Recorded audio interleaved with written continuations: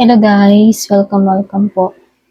Collective reading tayo ngayon. So, tingnan natin kung kanina itong mapipick up nating energy. So, be open-minded po. Hindi halos lahat makaresonate. Thank you nga po pala sa mga nagsusubscribe, sa mga bumabalik. Maraming pong salamat. Give me the message. Ano yung mensahe para sa'yo? Give me the message. Ano yung mensahe para sa'yo?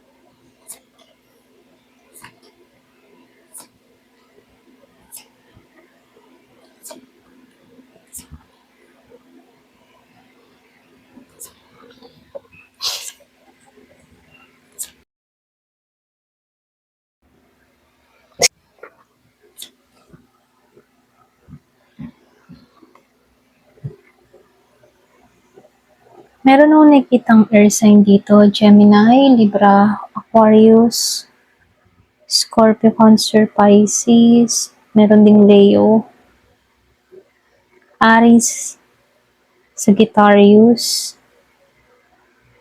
Taurus, Virgo, Capricorn. So, andito naman lahat, So, start na tayo. So, dito,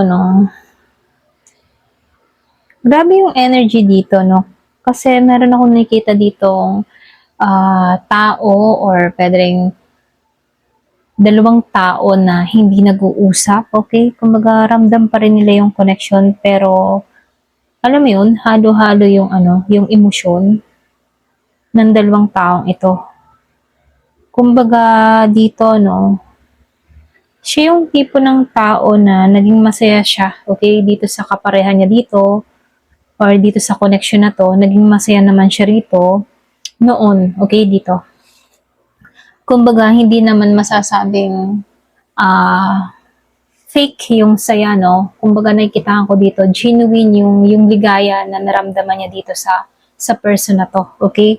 So, meron tong mga masasabing totoong happiness yung naramdaman ng tao na to dito sa person niya rito, So, meron din akong nakikita dito na kahit ganun, after ng mga saya dito or yung mga masasayang nangyari sa past, noon, nakikitaan ko dito sa the Ten of Swords, upright, na dumating din sa punto na sobra ka ding nasaktan, kung sino man to, okay, meron ditong sobrang nasaktan dahil meron dito nagpapahiwating ng betrayal or ganong karanasan, may betrayal, merong painful ending. Ito yung dahilan kung bakit naputol yung saya dito sa The Sun, So, lumalabas dito na meron ako nakikitang dalawang tao na nag-iiwasan, okay? Dalawang tao na nag-iiwasan or pwede rin pareho kayo nag-iiwasan sa isa't isa.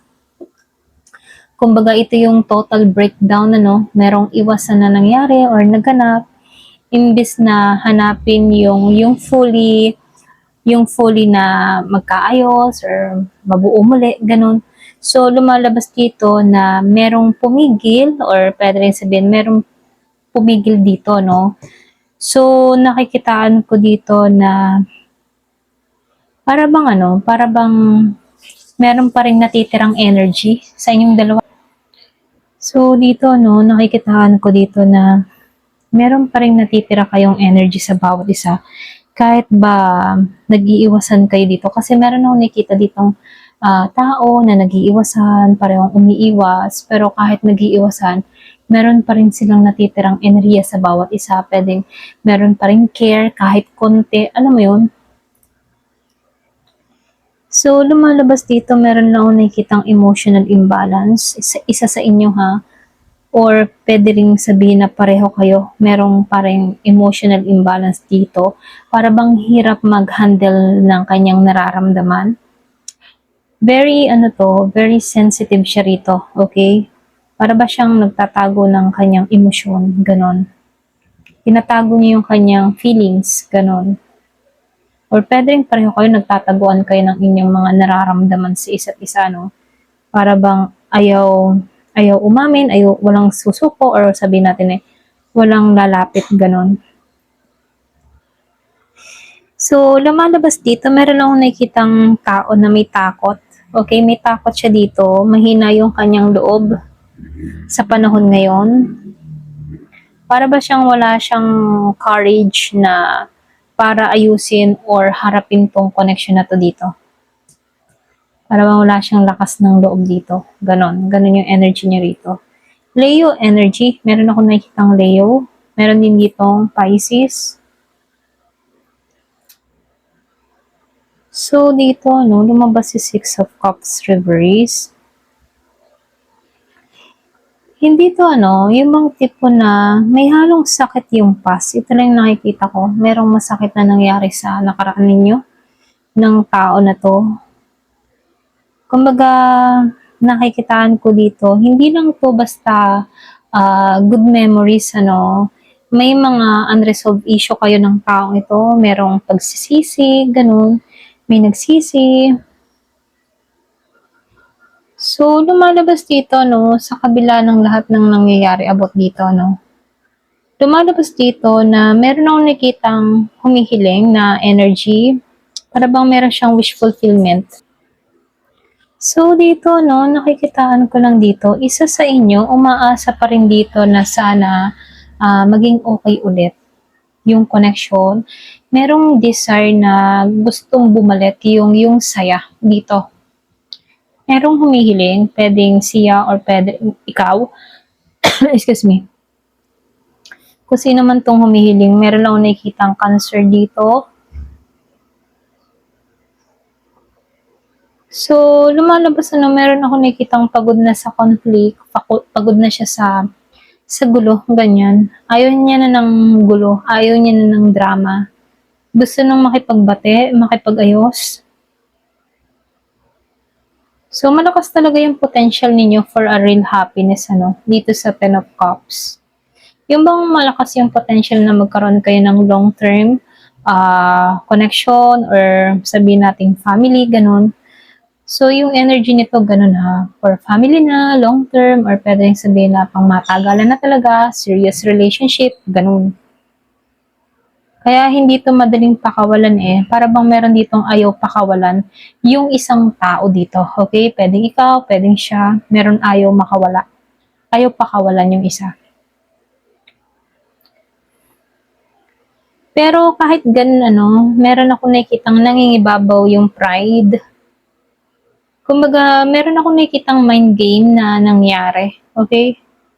Pwedeng may nasaktan or merong feelings na nanalo pero natalo, ganon. Para bang feeling niya, panalo siya sa sitwasyon, pero ang kinalabasan din dito, talo pala siya, okay? Kumbaga, nakikitaan ko lang dito na ayaw magpatalo, okay? So, nakikitaan ko dito may nasaktan, feeling niya siyang wagi dito, pero hindi naman pala, ganon.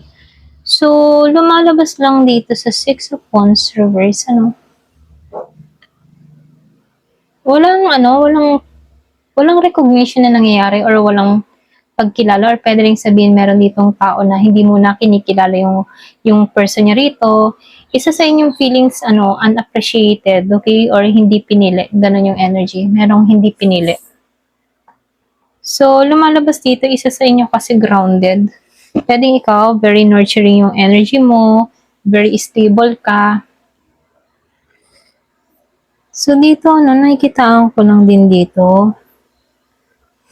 Mga sinabi ko kanina, merong isa sa inyong grounded dito, nurturing, yung katangian, At nakikitaan ko rin dito, stable din to Yung energy ng tao na to, para bang merong isa sa inyo, handang magbigay ng totoong commitment. Ito rin nakikita ko. Meron ditong tao na handa siyang magbigay ng totoong commitment dito. Okay, kaya lang pwedeng may nangyari lang dito So, lumalabas din dito sa damo na, no, meron akong nakikita ditong unti-unting natutuklasan yung katotohanan. Nawala na yung confusion niya dito, pwedeng sa person niya, no? Para bang nawawala na yung kanyang pagdududa or pag-aalinlangan. Para bang nagkakaroon ng klaro to kung ano ba talaga yung nangyari or ano pa yung nakaligtaan dito sa connection na to, no? Para bang meron siyang na-realize dito kung ano ba yung mga dapat na ginawa or dapat hindi niya ginawa, ganon. Kumbaga dito, no, lumalabas dito na nagkakaroon ito ng malinaw na kaisipan sa panahon ngayon, ano, para bang yung realization, doon niya nauunawaan kung bakit ganun yung reaction mo, okay? So, nakikitaan ka ng tao na to na meron siyang na-miss or meron siyang nagawang pagkakamali dito or pwede rin doon pumasok yung realization mula sa taong na ito, no? Na hindi basta dapat nagpadala siya sa kanyang emosyon, ganun. So, meron kasi dito ang tao na pwedeng naging sensitive sa kanyang feelings or merong mga ginawang pagkakamali, ano. So, nakikitaan ko dito na, ayun, merong nagpadala sa kanyang emosyon dito, okay? Pero lumalabas na meron ako nakikitang taong puyat or pwede rin kaiisip, nag-overthink siya, ganun. Para bang dala-dala niya yung, ano, yung pagsisisi or sabihin natin yung regret, ano, guilt ng taong ito dito. Merong tao dito na dala-dala pa rin yung pagsisisi sa mga nangyari, okay? Pero nakikitaan ko dito, alam ng tao nito na hindi naging siyang patas sa connection na to, hindi naging traditional yung connection ninyo. Pwede rin na may resistance sa commitment, ano, or hindi kayo naka-align sa values. Pwede yung isa sa inyo, gusto ayun talagang commitment na masasabi talagang tradition, okay, yung may kasalan, ganyan. Pero yung isa naman, hindi naniniwala sa ganun, gusto yung magsama muna, mga ganun, no? So, pwedeng merong kanya-kanyang paniniwala, okay? So, nakikita ko lang din dito, no? Meron pang hindi tapos emotionally dito, no? Kahit walang communication na nangyayari, nakikitaan ko dito na strong yung soul tie niyo dito sa tao na to. Para bang nakakabit pa rin ikaw dito energetically, you know? Para bang feel mo siya, nafe-feel ka din niya, ramdam ka niya, ganun, okay? So, nakikitaan ko dito yung nakakonect pa rin kayo sa isa't isa, ganyan. Pero nakikitaan ko dito na kasi lumabas itong si The Sun at itong si Ten of Cups dito. Pero nakikitaan ko dito naputol na dahil sa pain dito sa Ten of Swords, ano. Ayan. Meron nasaktan kasi dito. Pwedeng ito din yung dahilan kung bakit, ano, meron dito may pride yung iba sa inyo dito sa Five of Swords. Pwedeng nangingibaw pa rin yung pride kahit nakakaramdam ng guilt na tong tao na to, pinananatili na lang niya yung pride niya. Pero lumalabas, ano, pareho naman kayo nasaktan dito, okay? Meron lang nakikita nag-overthink, pero mas nagiging malinaw na yung lahat dito sa isa, okay? Yung isa nag-overthink, yung isa nagkakaroon ng kaliwanagan, nagkakaroon ng realization, pwedeng ikaw yung nagkakaroon ng realization sa connection na to, and then yung isa naman na nagsisisi, ganun. Ito lang yung nakikita ko dito, no? Kumbaga, yung connection nyo, andun pa rin naman, kasi nakikitaan ko dito na pareha pa rin kayo nakakaramdam sa isa't isa. Pero, hindi naman sapat yung energy lamang, ano. Kasi nakikitaan ko dito, kung walang action, kahit nararamdaman mo tong tao na to, wala rin nangyayari, okay? So, mananatili lang itong unfinished or heavy or pwede rin sabihin na paulit-ulit sa isip. Kasi kahit ramdam mo siya, ramdam ka niya, pero walang gumagawa sa isa sa inyo, no? So, hindi to masasabi na talagang solid, ano. So, ito lang nakikita ko, no. Kumbaga, heavy talaga to. Merong unfinished emotion na hindi pa nailalabas kasi meron ditong nagiging ma-pride or matigas yung ulo, okay? Ayan, ito lang yung nakikita ko kung sino sa inyo. Ayan. Hanggang dito na naman po. Thank you for watching. Love and peace.